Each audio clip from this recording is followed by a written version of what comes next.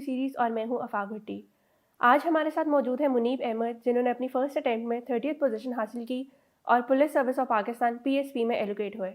अस्सलाम वालेकुम मुनीब, कैसे हैं वालेकुम आप? सलाम आफ़ाफ़, आप कैसी हैं? ठीक हैं। अल्लाह का शुक्र, ठीक-ठाक। Munib, let's start from the beginning. Tell us about yourself. मैं बेसिकली साउथ पंजाब बिहाड़ी से मेरा ताल्लुक़ है और पिछले काफ़ी सालों से लाहौर में ही फैमिली सेटल्ड है मेरी। बाय प्रोफेशन मैं मैकेनिकल इंजीनियर हूँ, यूटी लाहौर से मेरी एजुकेशन है और उसके बाद मेरा एमएस है वो ब्यास इस्लामाबाद से।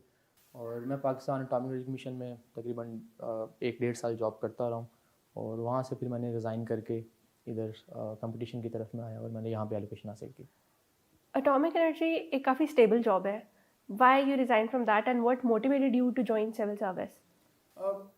ऑल्दो काफ़ी स्टेबल थी, फाइनेंशियल पैकेज जो है वो भी काफ़ी बेहतर था, लेकिन मोनोटोनस जॉब थी, एक्सपेरिमेंटेशन का मार्जिन नहीं था और एक यू कैन से एक सीक्रेट टाइप ऑफ जो है वो आपकी जॉब नेचर थी कि you don't know what is happening in adjacent room.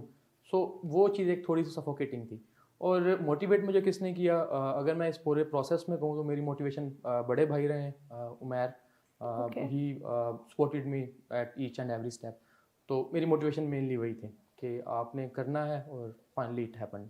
Okay, तो आपने अपनी तैयारी में कितना टाइम लिया? तैयारी मैंने स्टार्ट की 2016 में। ओके। मैंने एक सेशन ज्वाइन किया, तब मैं इस्लामाबाद में था। तकरीबन 2-3 हफ्ते मैं उस पे गया, साथ मेरी जॉब चल रही थी, तो वो पॉसिबल नहीं था उसको कंटिन्यू करना। फिर वो एक दफ़ा जो है वो चीज़ें रुक गई। अगेन 2018 में मैंने वर्ड टाइम ज्वाइन की, यहाँ पे मैंने एक सेशन लिया, फिर मैं वापस जॉब पे चला गया और फिर मेरा रिज़ाइन एक्सेप्ट हुआ 2020 के मिड में जाके, सॉरी 19 के मिड में जाके, नहीं ओके। 20 के मिड में। फिर मैंने तकरीबन 4.5-5 माह मेरे पास जो बाकी थे वो मैंने प्रॉपर्ली बैठ के तैयारी की और 2020 में मैं अपीयर हुआ एग्ज़ाम में। एसे का पेपर सबसे मुश्किल होता है। एसे में बहुत अनसर्टेनिटी होती है, मेजॉरिटी फेल भी ऐसे करते हैं। How you started for that? मेरी चीज़ें बड़ी सिंपल थी कि ऐसे में एक चीज़ ही मैटर करती है, that is clarity of thought. अगर आपका आइडिया क्लियर है और आप उसको पेपर पे उतार सकते हो, आई थिंक ऐसे is no more than this. और मैंने इसी चीज़ को कंटिन्यू किया कि आइडियाज़ को ग्रैस्प करना है और उसके बाद उसको मल्टी डायमेंशन में कवर करना है और अल्टीमेटली उसको पेपर पे उतार देना है। तो मेरी एसे का टेक्निक मटेरियल कैसे कलेक्ट किया?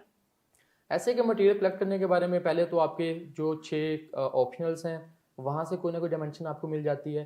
फिर आप खुद जो है वो 10 से 12 मेजर डोमेन्स जो एक्सपेक्टेड होती हैं कि यार ये इसमें चीज़ें आ सकती हैं, आप उसको टारगेट करते हो और फिर ultimately at the end of the day आप अपनी फैक्ट बुक भी बनाते हो, आप उसको भी लेके चलते हो साथ। तो इन सब चीज़ों को सामने रखते हुए जब आप प्रैक्टिस करते हैं बार बार, तो अल्टीमेटली एग्ज़ाम जो मर्जी हो, एग्ज़ाम में जो मर्जी आप कहते हैं टॉपिक आ जाए, आप उसको कवर करने की कंडीशन में होते हो। और इस सब प्रोसेस के दौरान एक प्रॉपर एवेल्युएशन जो है वो मैं समझता हूँ कि वो काफ़ी मैटर करती है कि आप टीचर्स से एवेल्युएट करवा रहे हो और उन गलतियों को रेक्टिफाई कर रहे हो। तो that is the key for ऐसे आई गेस। ज़्यादातर देखा गया है कि पहले स्टूडेंट्स कंपल्सरी करते हैं, फिर अपने ऑप्शनल्स की तैयारी करते हैं और जब महीना रह जाता है तब वो अपना एसे तैयार करना शुरू करते हैं। बट यू सेड कि आप अपने ऑप्शनल्स को लेके चले थे जिन्होंने आपके एसे में हेल्प किया था। व्हाट वुड यू सजेस्ट कि आप किस तरह से तैयारी करें? पहले कंपल्सरीज़ करें कि मिक्स एंड मैच किया जाए? एग्जैक्टली जैसे आपने कहा कि ऐसे के लिए मटेरियल आपको ऑप्शन से भी मिल सकता है और यूजुअली मिलता भी है लोगों को, कंपल्सरी से भी मिलता है। आप क्या करें कि जो मैं समझता हूँ कि मोस्ट फिजिबल अप्रोच है कि आप सब चीज़ों को पैरेलल लेके चलें। आप ऐसे पे काम डेली बेसिस पे करें, अपने प्रेसी के पेपर पे काम डेली बेसिस पे करें, क्योंकि ये दो वो मेन चीज़ें हैं जो टारगेट होनी ही होनी है। तो आप अपना वीक लिंक इनको ना बनने दें। उसके साथ साथ आप न्यूज़पेपर को लेके चल रहे हैं तो आपका करंट अफेयर, पाक अफेयर वहाँ से कवर हो रहा होगा।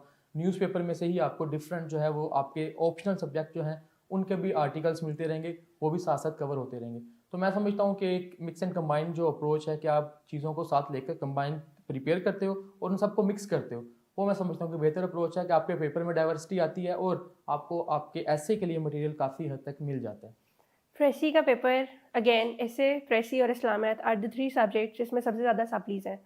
तो प्रेसी की तैयारी कैसे करें and then we will move towards Islamiyat? मैं आमतौर पे ये कहता हूँ कि सीएसएस में 12 पेपर नहीं है, सीएसएस में 18 पेपर हैं। जो आपका प्रेसी का पेपर है ना वो 6 पेपर के बराबर है। वो क्यों? क्योंकि आप उसमें देखते हैं कि 6 मेजर पोर्शन है। आपकी प्रेसी इटसेल्फ है, कंप्रीहेंशन है, ट्रांसलेशन है, करेक्शन है, बाकी भी 2 आपके 2-3 बाकी भी पोर्शंस हैं। स्टूडेंट्स कहाँ पे गलती करते हैं कि स्टूडेंट सिर्फ प्रेसी पे फोकस करते रह जाएंगे बिल्कुल। या स्टूडेंट क्या करेंगे वो कैप पे बहुत ज़्यादा टाइम लगा देंगे। आप क्या करें कि आप अपने पूरे के पूरे वीक को डिवाइड करें।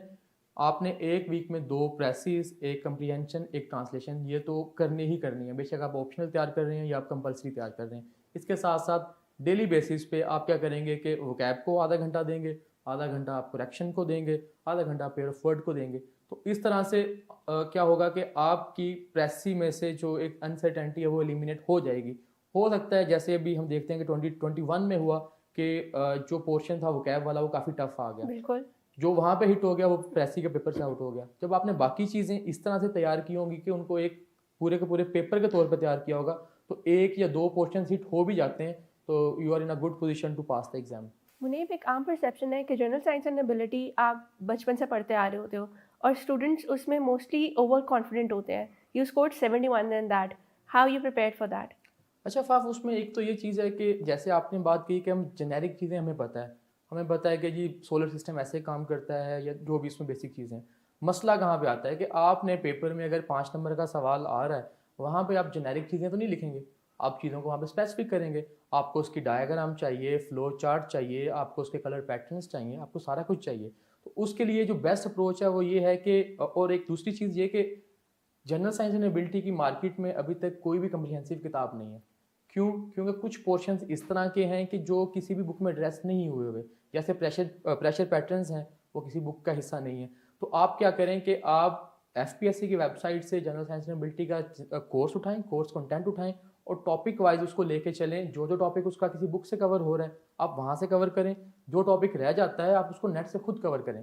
बिल्कुल। एक चीज़। और दूसरी चीज़, मोस्टली स्टूडेंट्स जो अपने नंबर जो है वो जहाँ से उनको लॉस होता है स्कोर का, वो आता है एबिलिटी वाला पोर्शन, क्योंकि मोस्टली जो है उसमें लैग करते हैं। इवन के इंजीनियर्स भी, उनका परसेप्शन ये होता है कि हमें मैथ आता है। वो मैथ सिंपल मैथ नहीं है, वो थोड़ा सा प्रैक्टिस डिमांड करता है। तो आप उसकी अगेन टॉपिक वाइज प्रैक्टिस करें और ultimately you are good to go. आप जो है वो 70+ इजीली स्कोर कर सकते हैं इसमें, लेकिन डेली बेसिस पे प्रैक्टिस किसी ना किसी पोर्शन की आपको करनी पड़ेगी इस पोर्शन बट के लिए। Again the same question arises कि आपके 20 मार्क्स के क्वेश्चन होते हैं या सब डिवीजन और 10 मार्क्स के क्वेश्चन होते हैं। जीएसए में 5 मार्क्स का भी क्वेश्चन आ रहा होता है, तो लेंथ क्या रखें स्टूडेंट अपने क्वेश्चन पेपर में आंसर की? अच्छा, अगेन लेंथ जो है ना वो डिपेंड करती है आपकी राइटिंग प्रैक्टिस पे या राइटिंग की स्पीड पे। एक स्टूडेंट है उसकी राइटिंग स्पीड है कि वो 5 मिनट में 2 पेजेस लिख सकता है, एक दूसरा स्टूडेंट है वो 5 मिनट में 1 पेज लिख सकता है। आप उसको लेंथ पे कंपेयर नहीं कर सकते। आप सिंपल ये करें कि आप टोटल जो सवाल हैं उनको टोटल टाइम पे डिवाइड करें और जितना आपके पास पर क्वेश्चन टाइम आता है आप उस टाइम के हिसाब से उस सवाल को एड्रेस करें। लेकिन एड्रेस करते हुए आपने ये देखना है कि जो जो डायमेंशन उसने मांगी हुई हैं आप किसी भी डायमेंशन को स्किप ना कर रहे हो। तो लेंथ वाला तो सवाल वैसे रेलिवेंट हो जाता है कि लेंथ अगर फ़र्ज़ किया मैं कह दूं कि 2 या 3 पेजेस है, एक स्टूडेंट लिख ही नहीं सकता 2 या 3 पेजेस, वो तो वहाँ तक पहुँच नहीं सकता। तो बिल्कुल। अगेन टाइम मैनेजमेंट को आप देखें, आप टाइम को देखें, आप लेंथ पे ना जाएं। मुनीब, करंट अफेयर और पाकिस्तान अफेयर्स की तैयारी कैसे करें, क्योंकि ये वो सब्जेक्ट हैं जो सबसे ज़्यादा टाइम भी लेते हैं और करंट अफेयर्स की तैयारी लास्ट मोमेंट तक आपकी कंप्लीट नहीं हो रही होती। अच्छा, जहाँ तक ताल्लुक है ना करंट अफेयर का, मैं समझता हूँ कि न्यूज़पेपर आपका उसके लिए बेस्ट सोर्स है। कौन से जेनेरिक न्यूज़पेपर्स आप रेकमेंड कर सकते हैं? अगेन ये भी डिपेंड करता है इंडिविजुअल की अप्रोच पे। अगर तो एक बिगनर है तो मैं उसको रिकमेंड करूँगा कि वो डेली टाइम्स के साथ जाए। क्यों? उसमें आइडियाज़ काफ़ी ज़्यादा होते हैं, उसमें एनालिसिस इतना ज़्यादा नहीं होता, क्योंकि स्टार्ट पे आपको एनालिसिस नहीं चाहिए, आपको आइडियाज़ चाहिए।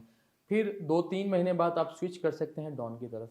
बिल्कुल। डॉन पे अगर आप बिल्कुल स्टार्ट पे जाएंगे आप देखेंगे आर्टिकल 2 या 3 होंगे उसमें, लेकिन उसमें 3 के 3 आर्टिकल में एनालिसिस होगा जो काफ़ी स्ट्रॉन्ग होता है और एक जो बिगनर है वो उसको ग्रैस्प नहीं कर सकता। तो पहले डेली टाइम्स पे जाएं, 2-3 महीने बाद आप स्विच करके डॉन पे आ जाएं। अगेन डेली टाइम्स की वोकैब सिंपल है, अगर आपकी वोकैब स्ट्रॉन्ग नहीं है आप डॉन पे टाइम बहुत ज़्यादा लगा देंगे। अगर आप एक आर्टिकल पढ़ रहे हैं उसमें से 20 या 25 वर्ड इस तरह के आ जाते हैं जो आपको लगता है कि आपको उनके मीनिंग नहीं आते, आप उन वर्ड्स के मीनिंग निकालेंगे, उनको याद करेंगे। मीनवाइल आपका टाइम काफ़ी ज़्यादा कंज्यूम हो जाएगा। डेली टाइम्स बिल्कुल। पे क्या होगा कि सिंपल